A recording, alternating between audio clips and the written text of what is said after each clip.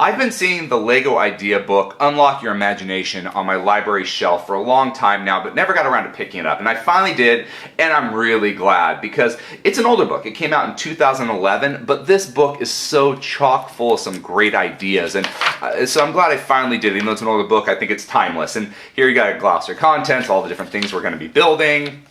Kind of a little talking about bricks, you know, about the bricks, special pieces, studs on sides.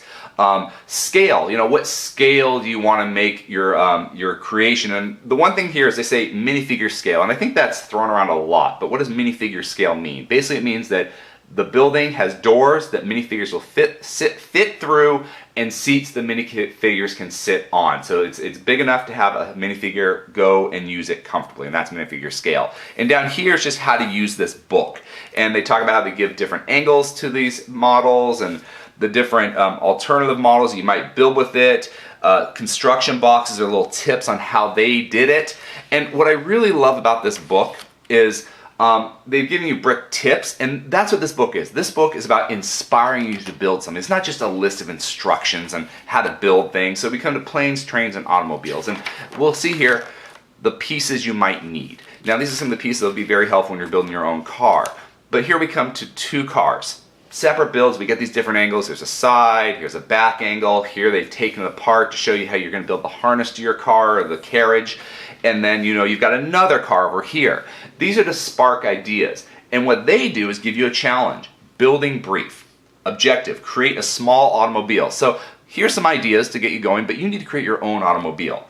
Now, why is it going to be used? For personal travel or transportation. So this is to get around. It's not a construction vehicle, but you're building kind of a car that you would use around your house. Features. So your vehicle needs to have 4 wheels, a windshield, headlights, and steering wheel. So make sure all those components are in the vehicle you build. And then extras. If you want to kind of challenge yourself, a roof rack, spare tire, trunk space, additional seats. That's for a bigger challenge for yourself. And then here we go, monster trucks. So that's the type of vehicle they're kind of giving you an idea to build. So I like that it's not just, you know, here's what to build, but kind of like, okay, here's some ideas to inspire your creativity. You know, the ice cream truck, and I think, you know, this can go spun off to different vehicles. We've got small vehicles, which, as we know, I like the small stuff. And then around the world, things you might see, you know, in different parts of the country. And then, of course, you've got your trains. I think trains are important. A lot of great Lego train sets out there, but they can be a little pricey. So here's how you can kind of build your own train set, or, you know, even a trolley if you want. Then we come, of course, you got the airplanes, hot air balloon, and here they're kind of, this side note shows you how to build this kind of balloon shape and how you kind of stack the bricks unevenly to make it more cylindrical. You've got helicopters, and you've got your boats, fishing boat. Then you got Meet the Builder. So at the end of each chapter, there's a Meet the Builder, and they give a little bit about the builder. You know, from the UK, 18. His specialty is pirates and transportation. Builds more, but that's what this builder does, Barney, Maine. But they also ask questions, and they ask really questions kind of help you as a builder. Things like what is your favorite creation? What are some of your top Lego tips? That's what I was looking for, top Lego tips. So he's like, that brick stepper is very important for him. What inspires you? So maybe what inspires them can inspire you too. Sometimes it's real life. Sometimes it's looking at other people's creations. Who knows? What things have gone wrong and how have you dealt with them? So here you see these amazing Lego creators, and even they have problems. They run across these problems that they have, and how do they overcome it? And I think that was really good and inspirational, because I think sometimes we see these amazing builders and we're like, I can never do that. But even they can't do that sometimes. Town and country. So here, you know, some bricks that you might be needing. Of course, you've got your family house, and they kind of talk about the different parts of the house and the shrubbery, but then you also get into furniture within the house. So I think that's kind of cool, because, you know, I think that's something a lot of people forget, is like, once you build these big buildings, what about all that cool space inside? How are you going to decorate that building? And you got micro builds, which, you know, I'm a big fan of there. I like the church. Talk about these train station and the roof they built. Station buildings and the clock. Inside the station, so things you might want to put in there. We've got a farmhouse, a country barn.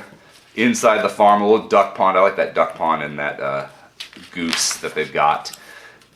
Pig pen, and I always love these little pig characters, trees, and bridges. I love bridges and how they just break it down to how you build these bridges and going over the water or whatever not. But I think I love real bridges, Lego bridges. They're really cool. So I'm glad they spent some time on that. Here's the builder who specializes in architecture and furniture. And here we had an 18-year-old, now we've got a 52-year-old. So Lego truly is for everybody, 0 to 99, as long as you don't swallow the bricks.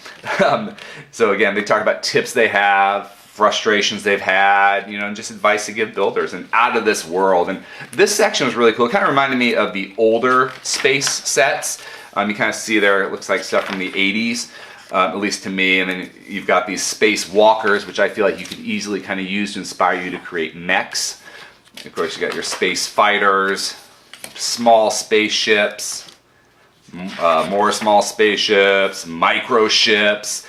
You got more micro ships, small transporters. I've always loved the transporters, like in bigger mock scenes. You've got the moon miners, and again, this looks like something I think from the 70s or 80s to me. Robot vehicles, and then you got the rocket, and this is kind of very, I think this is more what we're seeing today with the new space line. You got aliens, and those are always fun to build out of bricks. I think with all the cool minifigures and mini creatures, we kind of forget that you can make this stuff out of bricks still. You got, this is Tim Goddard, micro scale space is his specialty. In the days of old. Here's some more piece you might need. And they talk about how browns and grays are going to be really important when you're building these old medieval towns, because a lot of things are made out of wood and stone. And so that's going to help give you that look. And you're going to want to use different colors on your walls to give them texture, because these weren't just like a solid gray color. They're used of lots of different stones to put them together. So they're usually not a very solid one color piece. They have little sections there that are discolored. Here they talk about how to make a drawbridge that goes up and down, like you would see for a castle with a moat, but also drawbridges that go up, a portcullis. Please tell me how to pronounce that if you can.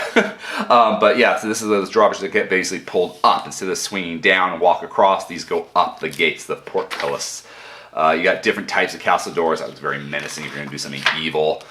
Traps. Knightly steeds, and how you kind of decorate your horse. So that's always good. Those minifigures.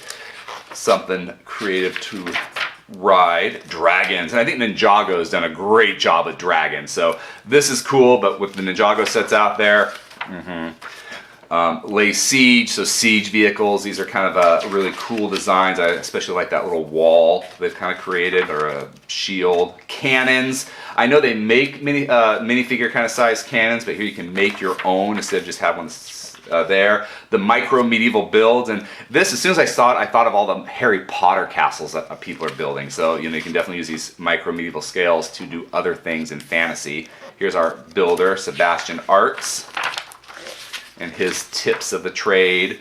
A world of adventure. Now, this is more like your pirates and swashbuckling chapter. So, of course, you have to have a pirate ship for pirates. And you have more can designs, a prison, treasure chests, a shipwreck. And they give you tips on how to make a shipwreck, because how things are kind of like how to put these things in an angle so it looks like they're falling down after being hit by a rock. So that's really important. You got the pirate island, a Viking longship, and I think there's been better Viking longships created by Lego itself, but this is a really cool one that you could probably do by yourself, because it doesn't have as many special pieces. The Viking village, because you know they had to go land and pillage. The jungle rope bridge, that's kind of fun, especially I know they got that tree house. Maybe something we can add on to the tree house. You have Into the Jungle, and how they did this waterfall. That's really cool with that little clip piece there to make it angled. And then wild animals, you know I love the animals, so I have 2 books specifically about animals. You got, you know, our classics, giraffe, elephant, and alligator, zebra, so it's like going on an African safari. You got your robots, and then creature bots. I thought those were kind of fun. Then real world robots, if you want to kind of build a factory of building things, you can do that. Then we've got the artist, and this person, Duncan Titchmarsh, works with mosaics, and so you kind of see his mosaic work and what he has done. So that's kind of cool. I think that to be a static build thing. If you haven't checked out his channel, he does some really good mosaic work. And then make and keep. So these are things you can actually use. So, you know, like chessboards and boxes. And here you've got a pencil case. And why just make it a box pencil case? Make it a dragon pencil case. You know, be creative. Again, this is to inspire ideas. It's not how to build it. You got a truck. That's cool. Like have one that actually moves to the different areas of the table. And then minifigure display stands. These are kind of cool because I know these minifigures can really add up. And you're like, what I do is throw them in a box. And here's kind of a fun way to display them. Because not like can you create a minifigure display stand, but you can create it like for the creature here, for the actual type. So here you've got space astronauts. So why don't you put them like on an astronaut kind of scaffolding here? And kind of interesting here for just so you know, basically a minifigure needs 5 bricks space. So 5 of these bricks will give you enough room to put your minifigure in comfortably, but you might need 1 extra brick if they've got like a tall hat piece. But 5 bricks is the height of a minifigure to space. You got boxes, of course, maybe a coffin, vampire, a little treasure chest, and how to make those hinges. Picture frames. I think I've seen a lot of tutorials on picture frames. I actually did my own. They're fun little things to do to kind of design your own. Here's our mosaic work of different coloring to make a picture, and how you can do 3D mosaic, but here's they kind of have the eyes and the tusks of the elephant pop out. So how would you make a 3D mosaic? And I think those are very cool. Of course, you have the board games, which you can use because you're just using flat squares and just figuring out how you want to use them to make the different games. You can also add levels to this instead of just having it be a flat board, which is great about using a 3-dimensional Lego brick. And then building reality, so iron. What else? CD rack. I don't know if that's really necessary anymore since I think we're all digital these days, but hey, 2011, you're going to get stuff like that. Making your own designs. This is really cool. I love that with all the translucent pieces. It just looks really cool. And then here's Meet the Builder, who's their tips and tricks of the trade. And that is the book. And like I said, I really recommend this book because unlike other Lego books that are just, you know, instructions that you can just look up on Google, this is more to spark the imagination and give you ideas. If you enjoyed this video, please subscribe, and you can click on the image to watch another video. Until next time, let's keep building together.